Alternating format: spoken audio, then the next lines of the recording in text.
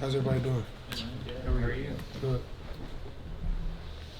Son, what have the last few weeks been like since the SEC championship game? Just the preparation you guys have been putting in, getting ready for New Year's Eve? Just working our tails off in the weight room, on the field. Actually, coming closer as teammates, closer as brothers.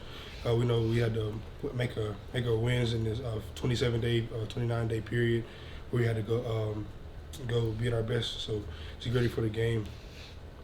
Last time we talked to Kirby, he said he told y'all on the day of the playoff selection show that the span between this year's SEC championship and the playoff, the attitude might be different than last year's. Kind of from a player's perspective, what does that kind of look like so far? The narrative's been just because we lost last year, so everybody was so ready to come into the Orange Bowl. But this year, the narrative is we haven't lost a game, so they have an edge over us. But nobody has an edge over us when it comes to that because we come in every game thinking that that's our last game, so we got to put our best foot forward.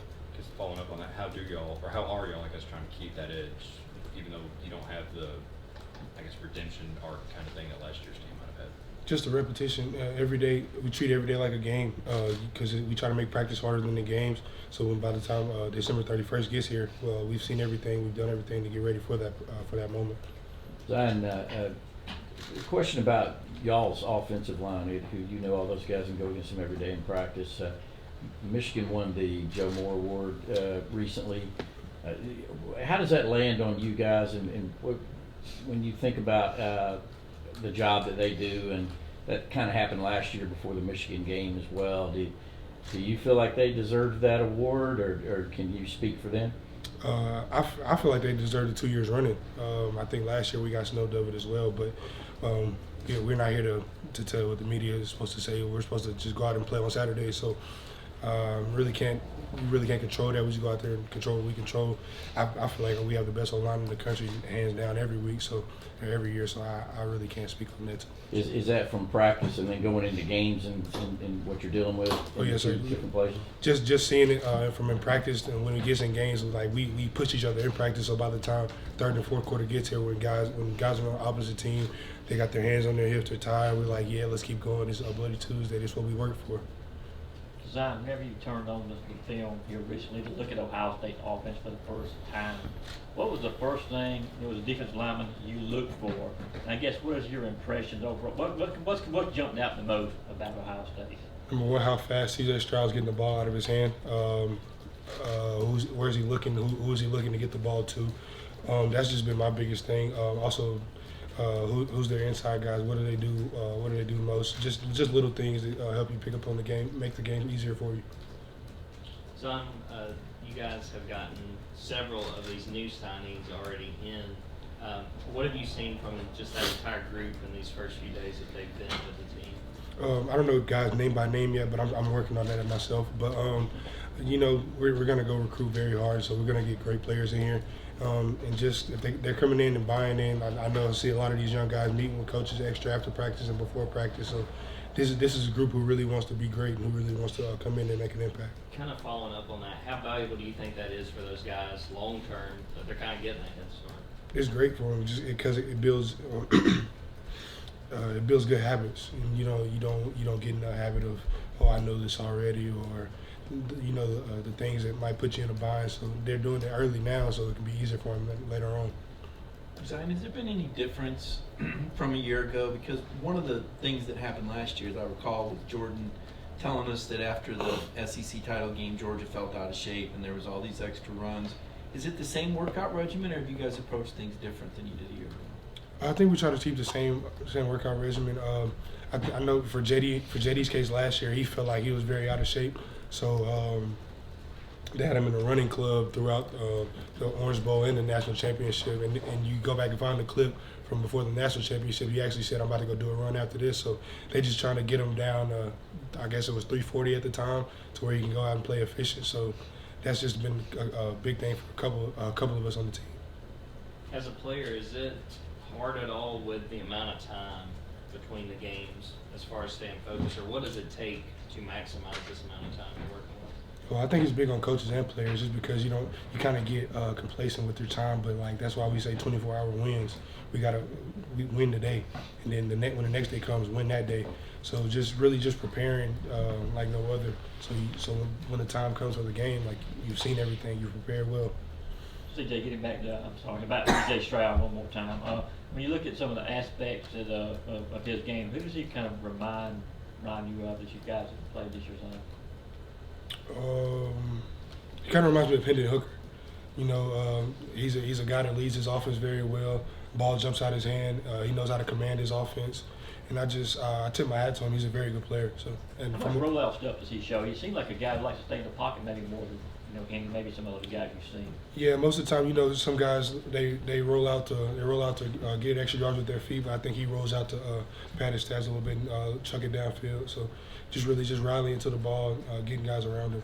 How much comparison is there to Tennessee's offense? I know that X's and O's wise they're not the same coaching tree, but how many similarities and what kind of lessons are you did against Tennessee are there? Very similar, just by how everybody's talking about their receivers, their quarterback, how they were coming in as one of the top scoring offenses in the country. It's a very similar week. We kind of attacked it a little bit, very similar. So really just trying to work on us a little bit. Y'all kind of make sure you guard against complacency there, where you did it once and you got to keep doing it over and over. Yep. I assume that in film session, one of the biggest games you watched, Ohio State plays the Michigan one because they kind of slowed them down offensively. Is there anything about how Michigan defended them that kind of stands out that can help you guys in this game? I think Michigan just showed them a lot of different things. I think they kind of rattled them a little bit. Well, a lot of teams got in his face and kind of got him off his point a little bit. And I think that's what kind of rattles him. So I think we just got to do a lot of different things and just get in his face. I know we talked about Jalen a lot since he's come back, but just again a game with this magnitude. You talk about the inside pass rush being apparently such a key in this ball game. I mean, just how important could he be in a game like this? I feel like he's important in every game that we play, just because the impact and the force that he brings to our defensive line. Just whenever he's out there, he's ready to make a big play. So I think it'll be in time coming. What's the toughest thing that opposing offensive linemen have to deal with him? I mean, you can't do it one-on-one. I mean, we've seen that this year. But what's the most difficult thing they have to do when it comes to try to keep him under control, such as it is? I guess he just makes offensive linemen wrong. Like if they take the right step, he's gonna counter with the right move. So I think it's just like an instinct type thing where he makes one move, it doesn't work. He makes another one, it works. So I think that's the biggest thing for him, like instincts. Is he a shy guy? Because we've only talked to him once in the 3 years he's been here. I don't know what he's like with you, but is he just scared of the media, just doesn't like to talk, or? He's a very quiet guy. He kind of likes to go about his work. He doesn't like when he gets around the teammates. He's very joking. He's a very loving person.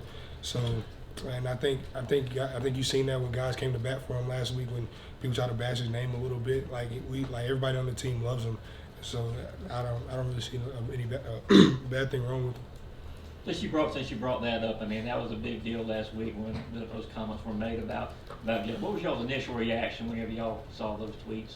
Got a lot of guys just laughing at it. Just they don't really know the real him. They're going off of what they hear and what they see. I mean, what they hear from other people. But you just got to come see him for yourself. He'll show you. He's a very quiet guy. He just likes to work. Why do you think people misunderstand him like that? I couldn't tell you. Maybe the Missouri thing, was that even anything? I mean, we could just see from afar. I know they didn't go out pregame after that. Me personally, I had already been out, and I was actually going back in the locker room when it all transpired, so I didn't even see it. So I can't really speak on that. But I mean, they'll try to really throw anything around her. Son, how much development have you seen from Michael, and how far he's been able to come to this point? It's very scary sometimes, because it's like you see flashbacks of Trayvon sometimes with the pass rush, with the strength, with the long arms. Like I've been saying a long time, he's going to be very good. Once he gets the defense down packed, where he gets his pass rush down packed, he's going to be a player to reckon with in the SEC. How important have these, extra set of bowl practices been for some of those young guys who don't get to play a lot or don't get to rep a lot during the course of the season? I mean, it's huge, and that's why we practice the way we do.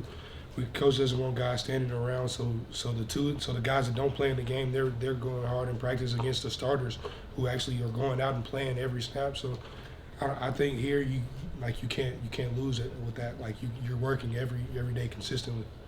Have you lost weight during the season? You seem like you have. You look physically like you might have lost weight. I think I float around a little bit. I try to keep around the same weight, 305, 310. So I don't know right now. Is your weight stayed the same since freshman year? Or have you lost weight and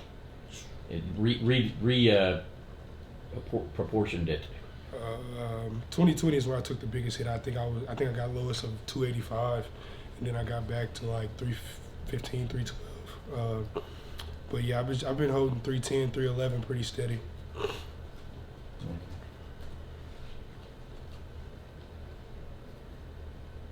Any other questions? Okay. Thank you. Thank you.